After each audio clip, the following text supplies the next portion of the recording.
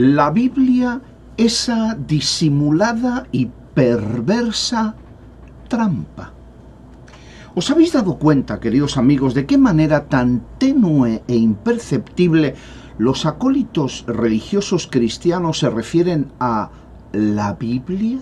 Como dando la impresión de que es un solo libro. Es como la publicidad subliminal en la que el mensaje está maliciosamente oculto y entra agazapado a nuestro inconsciente. Nos gritan la Biblia, sujetando este solo libro en la mano, como si fueran vendedores de lechugas frescas en el mercado. Pero su intención real es tendernos una trampa astutamente disimulada.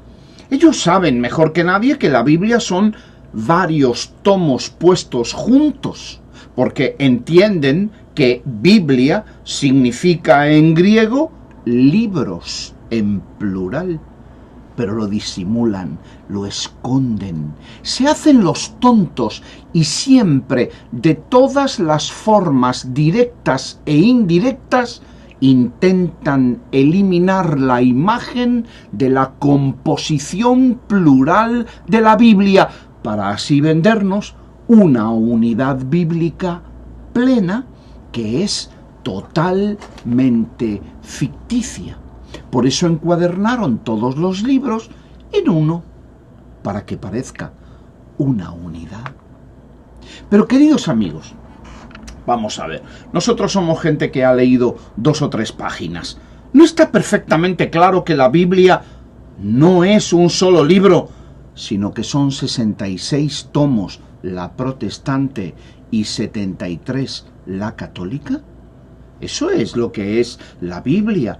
Una biblioteca, un conjunto de libros que por su propia naturaleza son dispares y deslavazados. ¿Por qué entonces se nos quiere convencer de que ellos tienen implícitamente una unidad histórica y de intención que es completa y totalmente ficticia? Tal vez sea porque esa pluralidad que tan astutamente se disimula tiene unas implicaciones muy importantes, entre las que, por ejemplo, se encuentra una fundamental. ¿Quién decidió? ¿Y cómo se llevó a cabo? ¿Qué libros debían ser incluidos en esta biblioteca y cuáles habrían de ser rechazados para que finalmente la Biblia fuera compendiada en 66 o 76 libros? ¿Quiénes estuvieron detrás de los amaños y acuerdos en concilios, acuerdos necesarios para conseguir el fin propuesto de tener un solo libro que pudiera ser leído en todas las iglesias del Imperio Romano? ¿Cuál fue el peso decisional que tuvieron las autoridades del Imperio Romano en ese proceso? Las únicas respuestas válidas a estas pertinentes preguntas que toda persona medianamente inteligente y que tenga cierta intención espiritual debe hacerse con honradez, deberán provenir de los datos históricos y documentales que existen y que han de ser manejados con un espíritu de crítica plenamente racional, porque no somos animales, nada más, sino que somos una especie peculiar de animal que usa su razón. Solo así podremos llegar a conocer la verdad de verdad sobre la compilación bíblica y su verdadero significado. Pero nosotros no queremos ocuparnos aquí ahora de este asunto específico porque ya lo hemos hecho en otros trabajos. La pregunta en la que nos concentraremos, en la que nos queremos concentrar, va a ser la siguiente. ¿Con qué intención oculta los creyentes cristianos, aun conociendo perfectamente la diversidad inconexa fundamental de los libros de la Biblia, están empeñados en engañarnos, dando la impresión de que la Biblia es un solo tomo o libro, creado por un autor singular y cuyos libros tienen un propósito común? Esa es la pregunta que nos compete hoy aquí. Y la respuesta, mis queridos amigos, es tan sencilla como reveladora. El motivo por el que se presenta la Biblia como una unidad, el motivo por el cual se encuaderna como si fuera un solo libro, es el de divinizar la Biblia. La Biblia, según esta gente, es un libro divino, no es un libro natural, no es un libro creado por la literatura humana, sino que es un libro divino. Esa es la oscura e idiota determinación de los ideólogos cristianos. Ese es el sortilegio que lanzan al viento primaveral: divinizar los libros bíblicos mediante la creación de una unidad artificial y falsa, como el hada madrina, que toca la calabaza con su varita mágica y la convierte en una carroza de plata y oro. De la misma manera, estos ilusionistas de la fe pretenden cambiar la disparidad en unidad, lo natural en milagro, lo que es netamente humano y literario en algo plenamente divino, y de paso hipnotizarnos con ello. Por eso es que endiosan los libros bíblicos de forma artificiosa y ridícula. Por eso es que pasan automáticamente de ser literatura humana a palabra divina que cae directamente de los cielos. Pero parece, queridos amigos, que estos ilusionistas de la fe no se dan cuenta que una vez realizada la hechicería de trastocar la escritura del hombre en algo divino, hacen nacer la idolatría.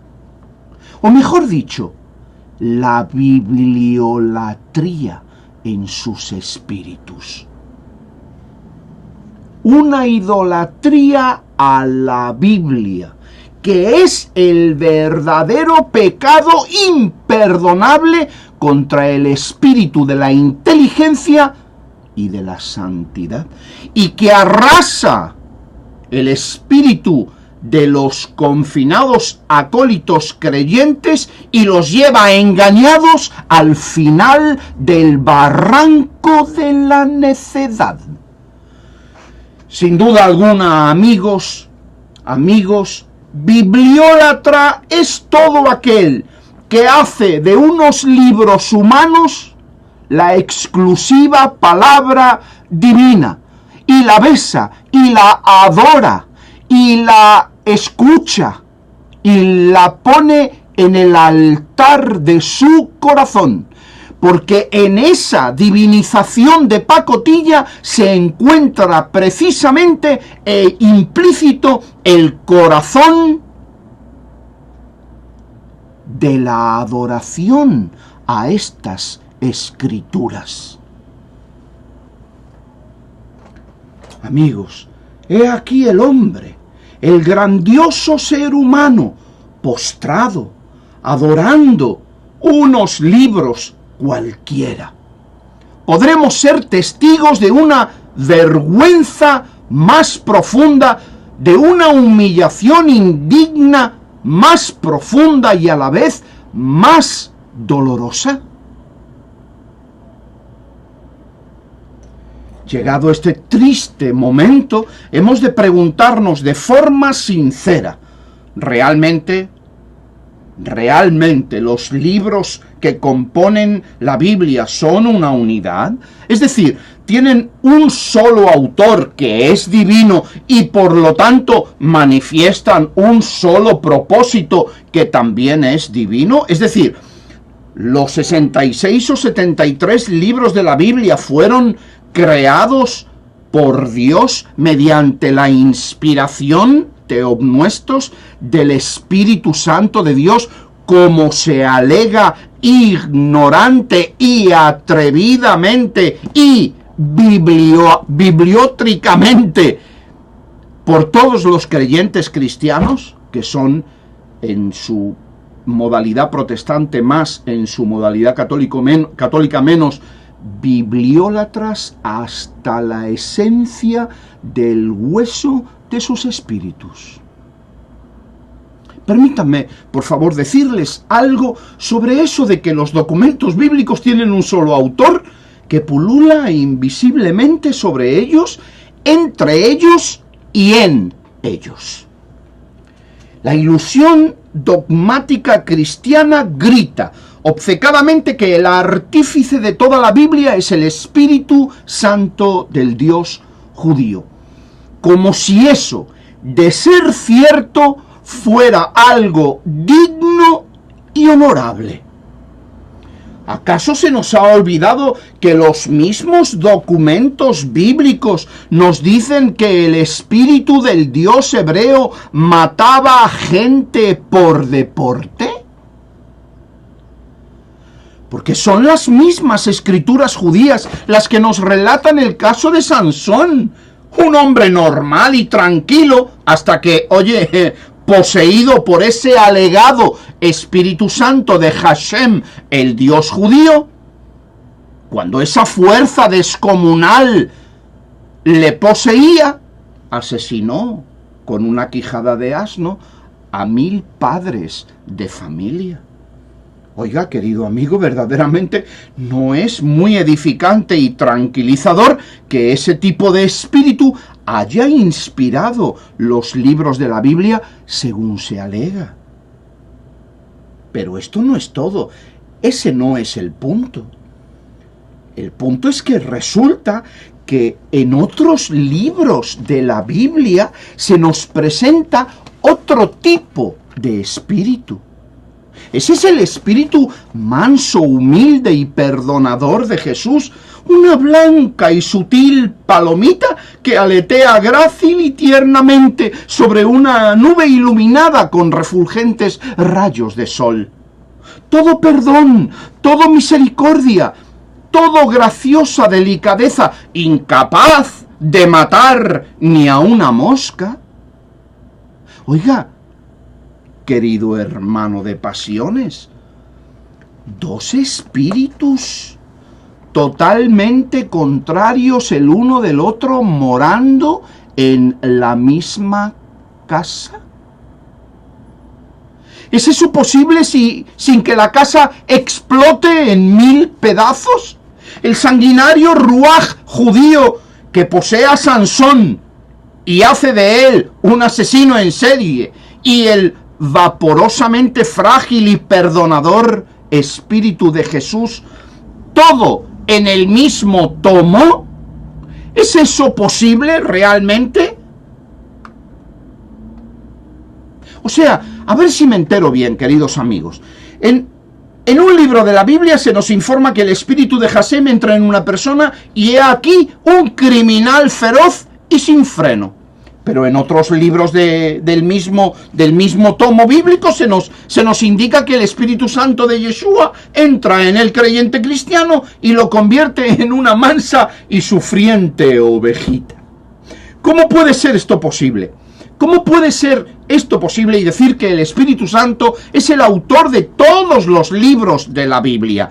¿Acaso no habrá que estar loco, ser un enfermo mental para negarse a ver esta realidad que además está escrita en los mismos libros que leen todos los días?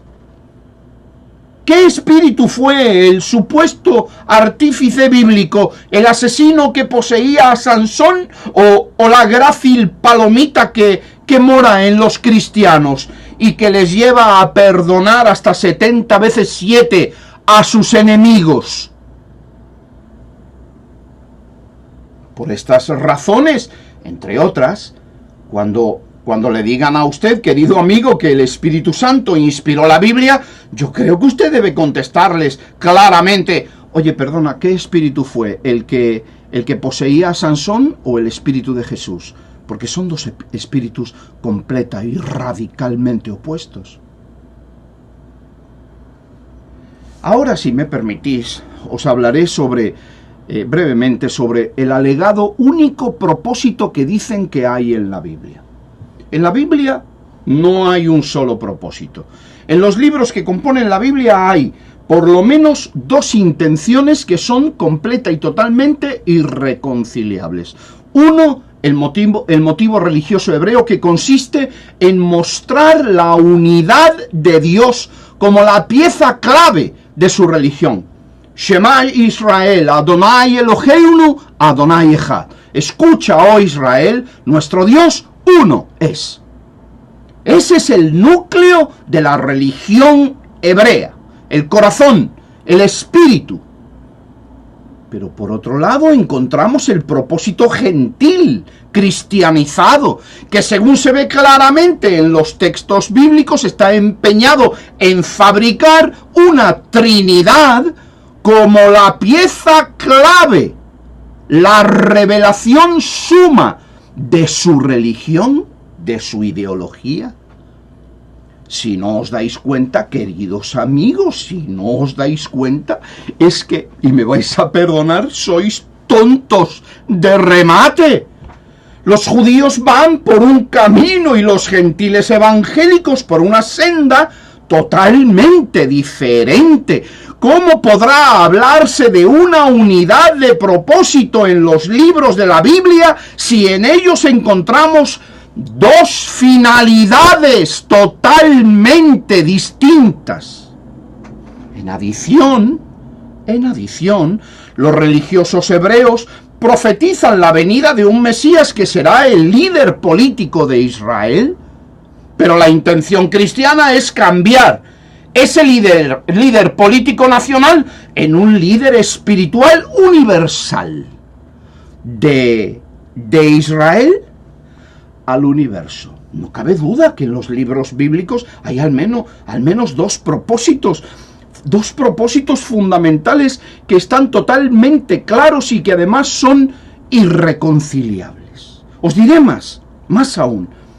Esta diferenciación de propósitos se muestra claramente porque los judíos crean la idea de un Dios particular para conseguir, mediante ella, identidad nacional, coherencia de Estado legislativo y aglutinación social, así como expansión territorial.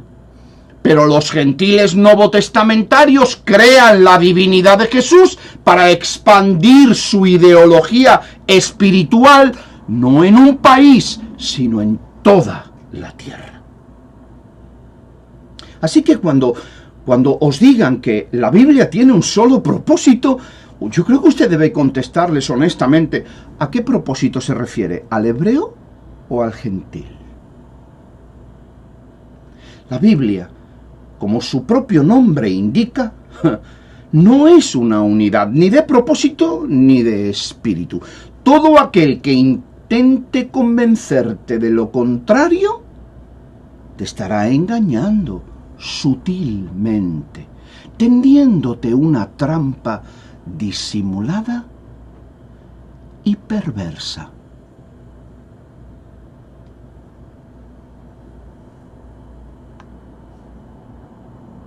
Gracias.